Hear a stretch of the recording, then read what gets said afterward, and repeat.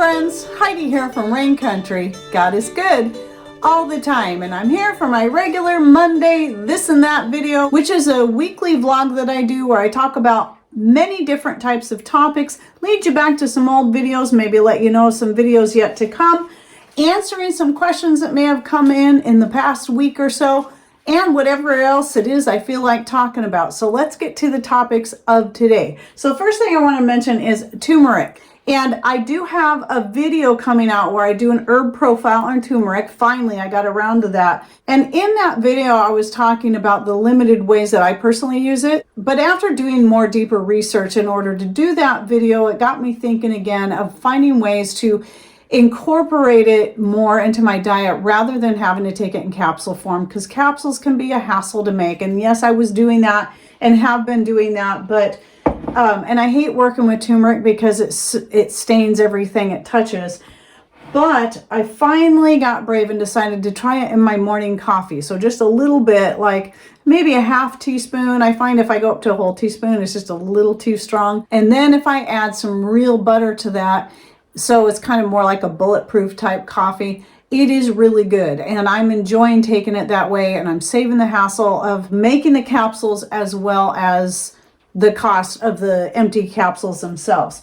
And so I'll be working on more ways to incorporate it. And I did also include some photos in there in that video when you see it, of people who used it in various things like cookies and cakes and more. So there's lots of ways you can use turmeric. It's one of those spices, just like nutmeg, moringa, and more, that you can use both in sweet and savory type dishes. The brand I now get of turmeric is Anthony's, now that they're carrying a good organic brand.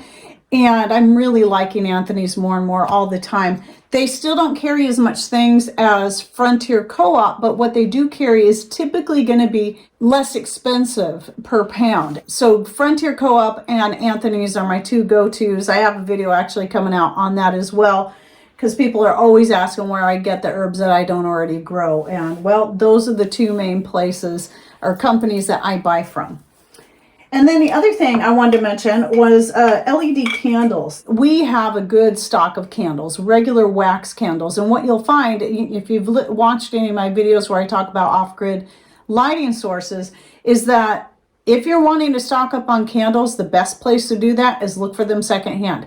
If you like to go garage sailing, you will almost always find candles. Most of them weren't even lit once at garage sales. That's where I got most of the ones we have stocked up. The ugly ones we will melt down and use for fire starters. But with the grandbabies, and also coupled with the fact that I have a lot of my little votives set up in places where it's not really safe to burn a live wax candle in there to have an open flame.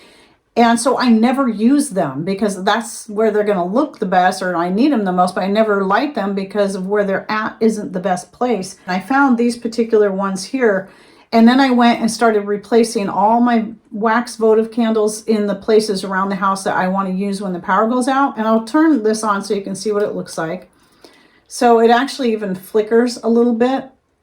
And I'll put a link to these particular ones down below, but you can get them in all styles. You can get them like in a taper or a pillar type candle. Here's what it looks like in one of the votive holders I have. I have a set of two of these that I got at a garage sale years ago, and I love these. And I never have to worry about it burning all the way down and possibly cracking the glass. That can happen if you're not paying attention. And I certainly don't have to worry about cleaning it out, as well as just safer all the way around, especially when the grandbabies are around. So I did end up buying actually a couple of packs and replaced a bunch of different votive holders, including the ones on my wall that I've never been able to use. They were just there for looks. So my son bought me these leaf votive sets. I'll put a few pictures here. And he did it for decor because he knew I liked them and they would look nice next to the painting my friend had made and then gifted to me years ago. But I've never been able to light them because it's right up next to the wall, too close to the wall. And not only would it blacken the wall, it's just not very safe. So what I did is I put these little LED candles in all of those. So now I can finally use those when the power's out or when I just want that look of having those all lit up. Before I bought the second pack of these votives, I decided to do a little comparison of what does it cost, since I haven't done it in years because I've been getting candles from garage sales.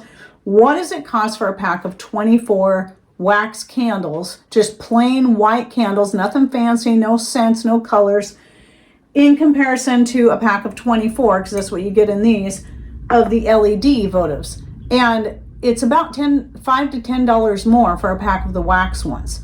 And here's the kicker, is that one of these can last about 150 hours on that battery, whereas a typical votive candle is only going to last 10 hours.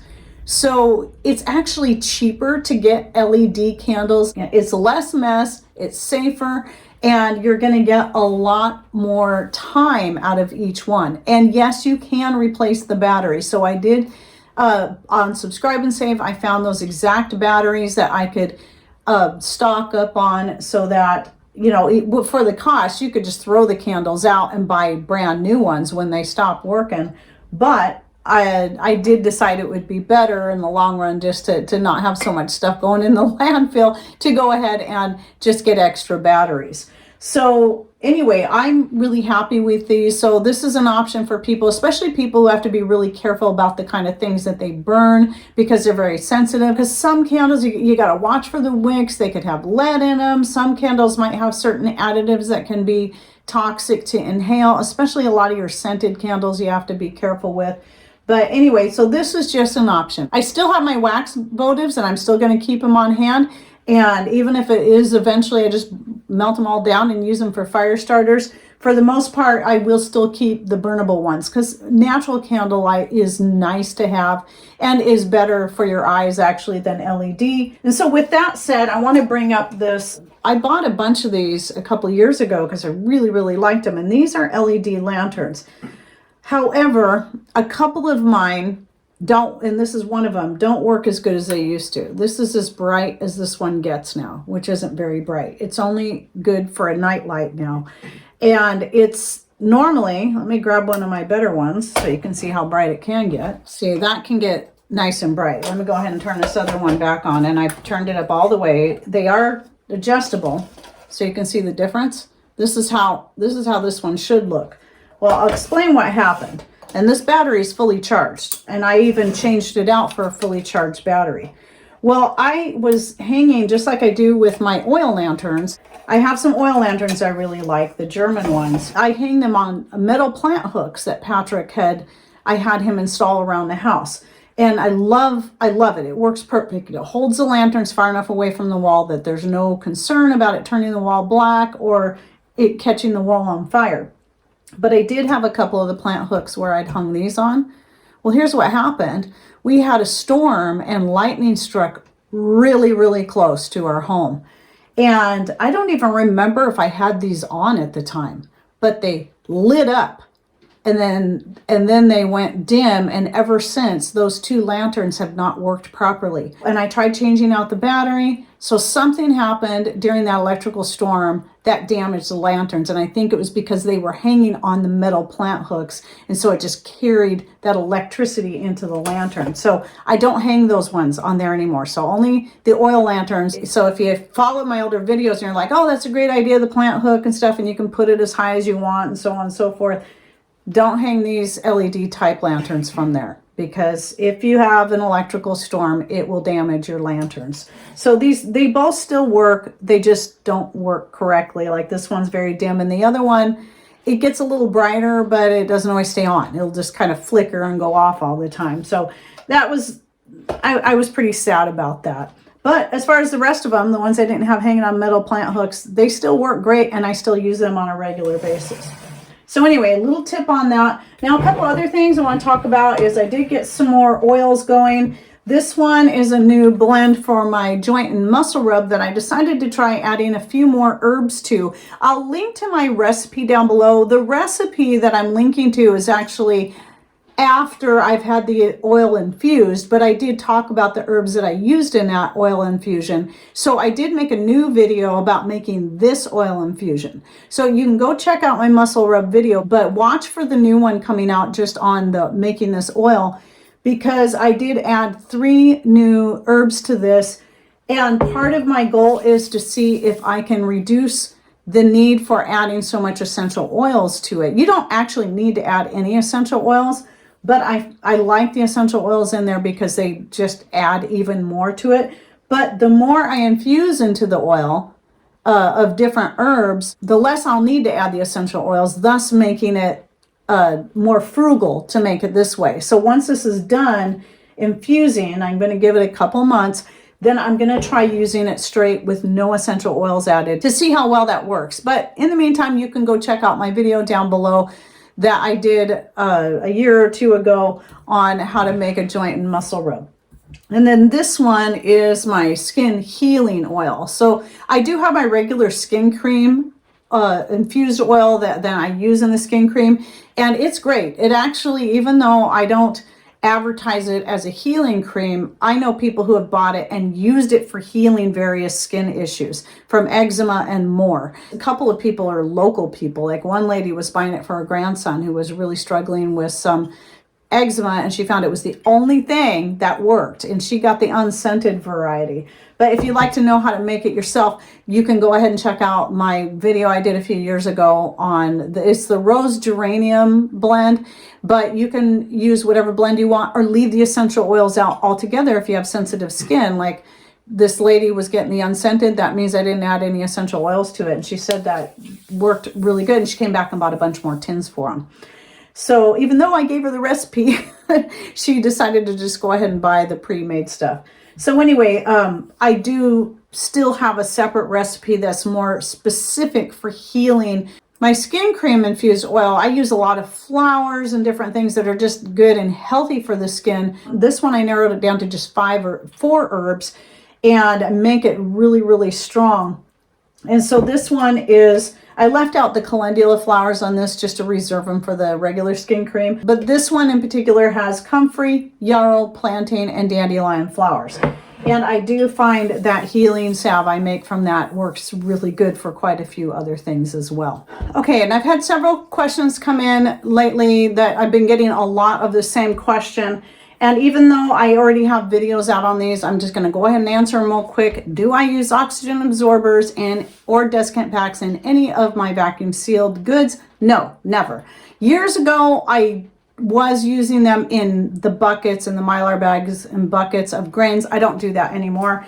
I personally find them, and this is my opinion, to be a complete waste of money, especially when you're using them in jars that you're vacuum sealing. There's absolutely no need. I know some people will argue that point. If you feel better by doing that, go ahead. But I have yet to see any need for adding an oxygen absorber to a jar I'm already vacuum sealing, because vacuum sealing does a good enough job as is without needing to waste that, especially if you're talking about jars that you're going to open and close, and you want to vacuum seal between each use because maybe it's a longer period of time in between, or it's the type of food that's best if you keep it vacuum sealed all the time, such as freeze-dried foods of any kind, because they will turn stale if you don't vacuum seal. And your meats, those are all ones I recommend vacuum sealing between each use, or sticking it in the freezer or refrigerator once you open it.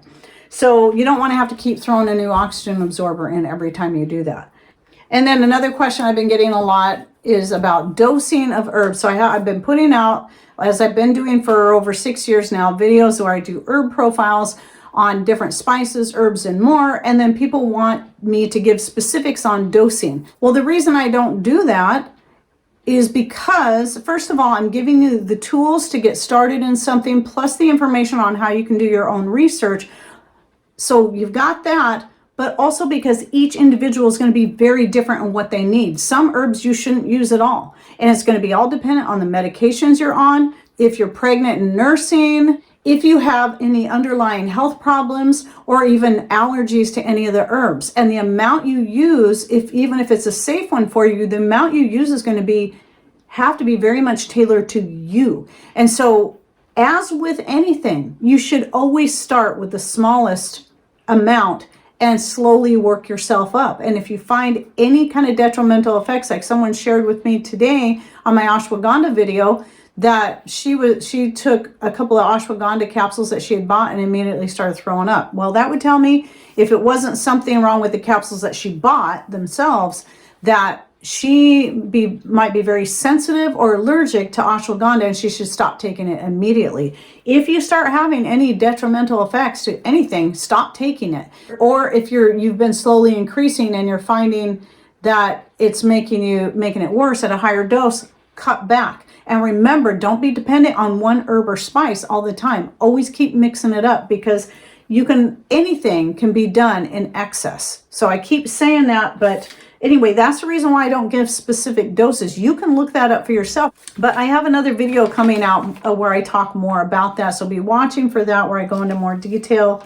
Then also, people have been asking what are my top herbs that I'd recommend growing. Usually every year, every other year, I do a new video on my top herbs that you might want to consider starting in your garden. I don't know that I'll do one for 2023. So what I'm going to do is link you back to the one I did in 2022. It's probably my most thorough one yet. So I'll put that in the description box down below if you'd like to see what my personal top herbs are. This is just mine, but some other recommendations I also give. And it's also going to vary depending on where you live, because some herbs do grow better in some climates than others. And also, another question I've been getting a ton of lately, especially through email, is for some reason people have started assuming that I sell any of my medicinal extracts, syrups, and more, but I don't, or capsules. I don't sell any of that.